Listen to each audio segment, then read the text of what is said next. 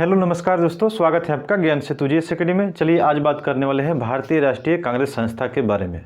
तो दोस्तों आपसे एक विनती है कि आप हमारे चैनल को सब्सक्राइब करिए, साथ साथ में वीडियो को लाइक करिए। चलिए क्लास को शुरू करते हैं। कांग्रेस, इससे पहले हम लोग चलते हैं कि पॉलिटी की क्लास में हम लोग पढ़ चुके थे कि जब पढ़ रहे थे भारत के संवैधानिक विकास पार्ट 1 पार्ट 2 में पढ़ चुके थे कि भारत में जो शासन प्रशासन चलाया जा रहा था वो किसके माध्यम से चलाया जा रहा था, तो ब्रिटिश ईस्ट इंडिया कंपनी के माध्यम से चलाया जा रहा था। लेकिन जब एक घटना होती है 1857 की घटना, यानी सैन्य विद्रोह, 1857 का सैन्य विद्रोह या सैनिक विद्रोह, सिपाही विद्रोह, जो भी कहिए, 1857 में होती हैं। इसका कारण था कि जितने भी, ध्यान रखना है कि जितने भी भारतीय सैनिक थे उनकी नियुक्ति कौन करता था या चयन कौन करता था, अंग्रेजी अधिकारी ही करते थे। और उसमें क्या कर दिया गया था कि एक बंदूक लाया गया, अंग्रेजों के द्वारा क्या कर दिया गया, एक बंदूक लाया गया जिसका नाम था एनफील्ड राइफल था। और उसमें क्या किया गया था कि सूअर और गाय के चर्बी का उपयोग किया गया था। और ध्यान रखना है कि जब उसमें गोली भरना था तो उसको दांतों से काटना पड़ता था, लेकिन इसका किए कि जो भारतीय सैनिक थे वो दांत से काटने से मना कर दिए। और इसके लिए क्या कर दिए, जो भारतीय थे वो क्या कर दिए, विरोध कर दिए, जो सैनिक विद्रोह, भारतीय सैनिक विद्रोह कर दिए। चूँकि कहीं ना कहीं जो अंग्रेज थे ये भारतीयों को क्या कर रहे थे, धार्मिक ठेसे पहुंचा रहे थे। कौन, तो अंग्रेज। इसी कारण जो 1857 का विद्रोह होता है, यानी सिपाही विद्रोह होता है। तो इसके बाद जब भारतीयों का होता है कि जब पूरी तरह से भारत का कर देते हैं, विरोध कर देते हैं, इसमें बहुत बड़ी शालीनता से मुस्लिम और हिंदू ने एकता दिखाई थी सैन्य विद्रोह में। तो जब भारतीय द्वारा अंग्रेज़ों का विरोध किया जाता है तब क्या किया जाता है कि ब्रिटिश ईस्ट इंडिया कंपनी, यानी ब्रिटिश ईस्ट इंडिया कंपनी के शासन प्रशासन को छीनकर ब्रिटिश क्राउन के हाथों सौंप दिया जाता है। जब भारतीय वाले ने बहुत कूदा कूदा के मारा तो क्या कर दिया गया, तो ब्रिटिश प्रशासन को क्या कर दिया गया, यानी ब्रिटिश ईस्ट इंडिया कंपनी के शासन को छीनकर किसे दे दिया गया, ब्रिटिश क्राउन के द्वारा दिया गया, यानी अधीन कर दिया गया कि अब जो शासन प्रशासन चलेगा किसके माध्यम से चलेगा, तो ब्रिटिश क्राउन के माध्यम से चलेगा। अब ध्यान रखना है, इसके बाद क्या होता है कि अंग्रेज़ों के मन में विचार उठता है कि ये पता किया जाए कि आखिर जो भारत की जनता है वो अंग्रेज़ों के प्रति क्या सोच रही है या अंग्रेज़ों से क्या चाहती हैं। तो इसके पता करने के लिए, इस बात को पता करने एक संस्था बनानी होगी। और उस संस्था में सभी को क्या किया जाएगा, बुलाया जाएगा, इन्हें आमंत्रित किया जाएगा, ताकि हर क्षेत्र से क्या करेंगे, लोग जुड़ेंगे और अपने अपने राय को यानी अपने अपने विचार को क्या करेंगे, व्यक्त करेंगे, ताकि उससे हमें पता चलेगा कि नहीं भारतीयों का अंग्रेज़ों के प्रति रुख क्या है। उसी के माध्यम से भारत में शासन प्रशासन को चलाया जाएगा। कौन सोचते हैं, तो अंग्रेज सोचते हैं। तो एक व्यक्ति थे जिनका नाम था एओ ह्यूम। ये अंग्रेजी ही अधिकारी थे जो सेवानिवृत्त हो चुके थे। अंग्रेजी अधिकारी थे जिनका नाम था एओ ह्यूम, जो सेवानिवृत्त हो चुके थे। और इन्होंने क्या किया कि 1883 ईस्वी में एक संस्था बनाने के लिए सभी भारतीयों को, यानी कहने का मतलब है जो बुद्धिजीवी थे और जो शिक्षित वर्ग के लोगों को क्या किया, आमंत्रित किया। कौन, तो एओ ह्यूम। 1883 ईस्वी में एक सभा बुलाई जाती है और उसमें क्या कर दिया जाता है, उसके बाद भारतीय राष्ट्रीय संघ की स्थापना किया जाता है। तो सभी भारतीयों को बुलाकर क्या कर दिया जाता है, एक संस्था बनाया जाता है जिसका नाम है भारतीय राष्ट्रीय संघ। तो 1883 ईस्वी में बुलाई जाती है और एक साल बाद यानी 1884 ईस्वी में क्या कर दिया जाता है कि भारतीय राष्ट्रीय संघ की स्थापना कर दी जाती है। तो ध्यान रखना है कि जब भारतीय राष्ट्रीय संघ की स्थापना किया गया एओ ह्यूम के द्वारा, तो उस समय भारत के वायसराय किसे बनाया गया था, तो उनका नाम था लॉर्ड डफरिन। इनका जो कार्यकाल था वो था 1884 से 1888 ईस्वी के बीच था। तो ध्यान रखिएगा कि भारतीय राष्ट्रीय संघ 1884 और डफरिन ये क्या थे, तो वायसराय थे।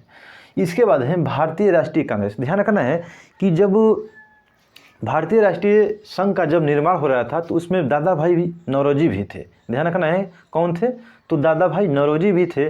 और उनके द्वारा ये सुझाव दिया गया कि भारतीय राष्ट्रीय संघ है उसका नाम बदलकर कांग्रेस कर देना चाहिए।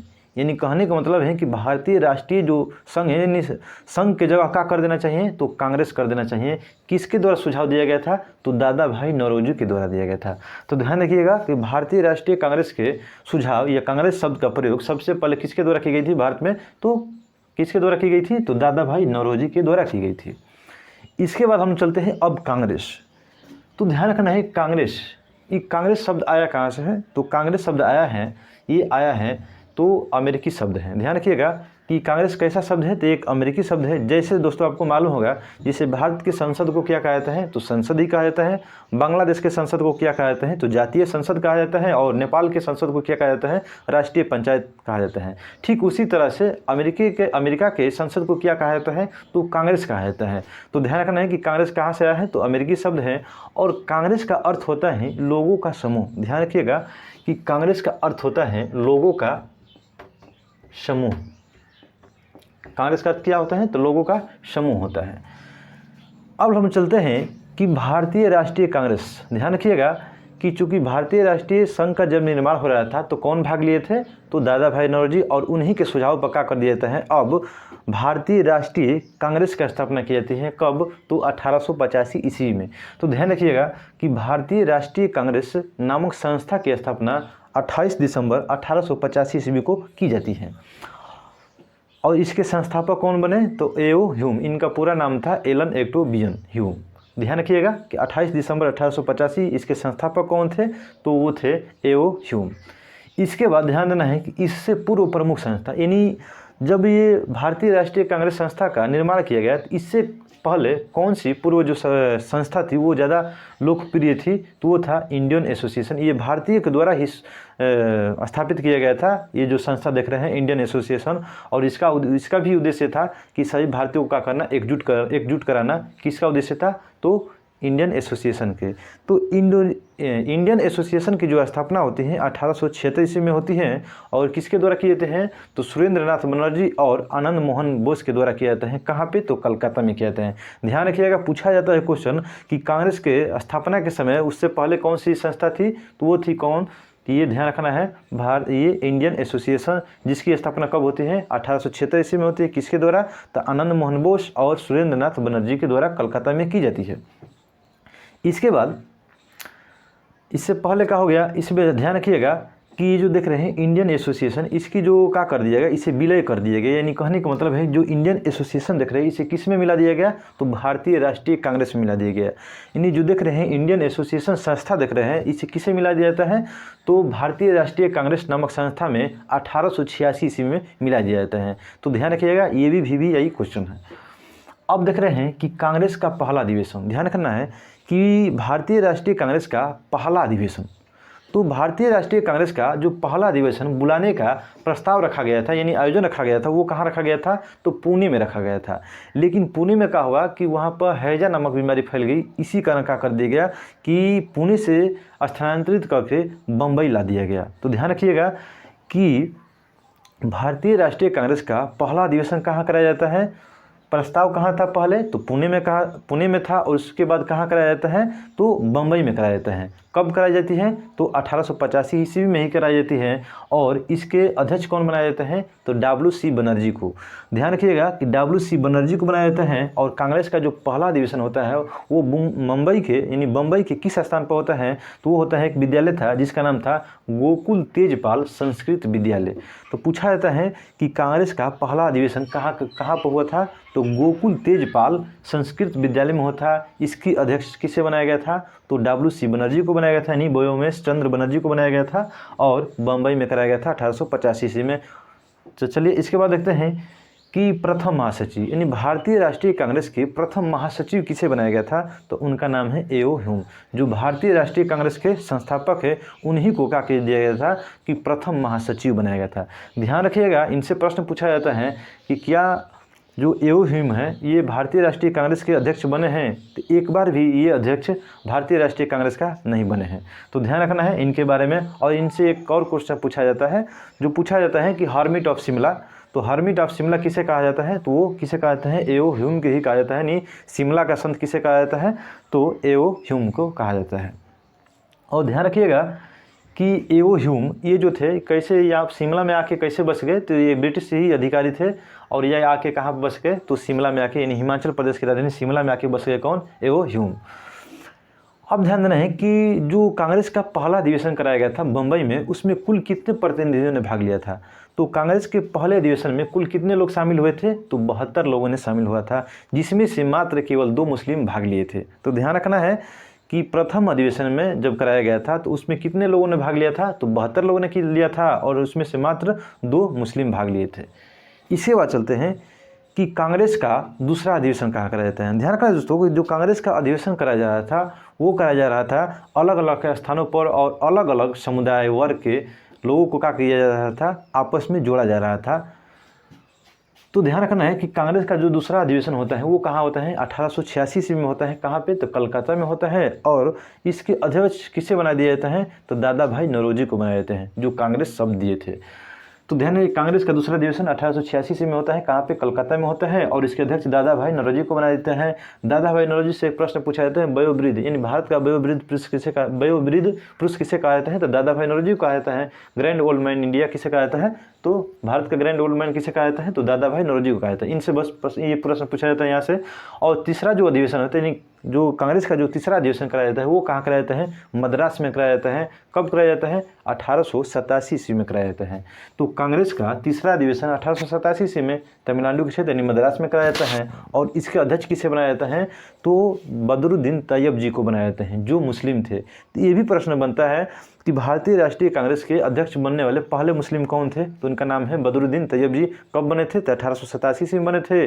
कहाँ पर बने थे? तो मद्रास में बने थे। इसके बाद देख रहे हैं चौथा, यानी कांग्रेस का चौथा अधिवेशन कहाँ कराया जाता है? तो इलाहाबाद में कराया जाता है। और इसके अध्यक्ष किसे बनाया जाता है? तो जॉर्ज यूले को बनाया जाता है। और ये जॉर्ज यूले जो थे ये क्या थे? एक अंग्रेजी थे।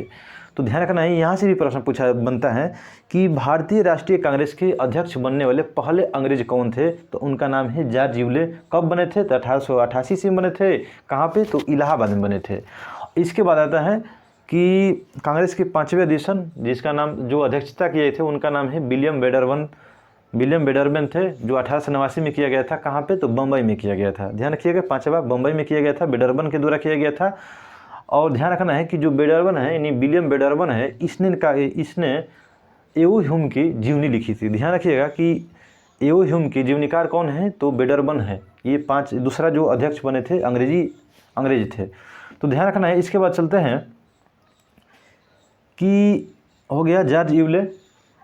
इसके बाद देख रहे हैं कि कांग्रेस अधिवेशन, यानी अब हम लोग पढ़ेंगे जो प्रमुख जो अधिवेशन है उसी के बारे में हम लोग पढ़ेंगे, जहाँ से क्वेश्चन पूछा जाता है। तो ध्यान रखिएगा कि कांग्रेस अधिवेशन, यानी कांग्रेस का 1892 में अधिवेशन कहाँ कराया जाता है? तो 1892 में कराया जाता है, इलाहाबाद में कराया जाता है। और इस इलाहाबाद में किसे अध्यक्ष बना दिया जाता है? तो व्योमेश चंद्र बनर्जी को, यानी WC बनर्जी को अध्यक्ष बना दिया जाता है। ध्यान रखिएगा कि 1892 ईस्वी में फिर कहाँ कराया जाता है? इलाहाबाद में कराया जाता है। और अध्यक्ष किसे बना दिया जाता है? तो WC बनर्जी को बना दिया जाता है। इसके बाद देख रहे हैं कि कांग्रेस का अधिवेशन 1893 ईस्वी में कहाँ कराया जाता है? यानी भारतीय राष्ट्रीय कांग्रेस का 1893 में अधिवेशन कहाँ कराया जाता है? तो वो कराया जाता है लाहौर में कराया जाता है। और लाहौर में किसे अध्यक्ष बना दिया जाता है? तो दादा भाई नौरोजी को बनाया जाता है। चलिए इसके बाद हम लोग देखते हैं कांग्रेस अधिवेशन 1896, यानी भारतीय राष्ट्रीय कांग्रेस का 1896 में कहाँ कराया जाता है अधिवेशन?